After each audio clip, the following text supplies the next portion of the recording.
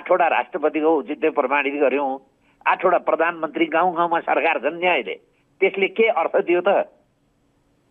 केही पनि अर्थ दिएन। हिजो भन्नुहोस् त बाढी पीडितका बेलामा यी प्रदेश सरकार कहाँ थिए? तल भत्ता त खाइरहेका छन्।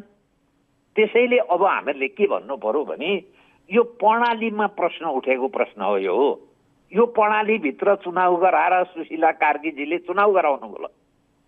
हुन्छ के त? जस्तो थियो त्यस्तो थियो, बाउ जस्तो छ चाहिँ तपाईँको छोरो त्यस्तै आउँछ भने मेरो चाहिँ भनाइ के हो भने अब हामी सच्चा यो 72 सालको संविधानले काम गरेन। जसले बनाउँदा पनि इट्टा बाङ्गै निस्किन्छ भने अब साँचो फेर्ने बेला भयो। प्रचण्डले बनाए, केपी शर्मा ओलीले बनाए, माधव नेपालले बनाए, डाक्टर पीएचडी गर्ने बाबुरामले बनाए। जसले बनाउँदा हुँदै हुँदै सुशीला कार्कीको हालत त्यही पुगिसक्यो भनेपछि यो बिग्रेको साँच हो।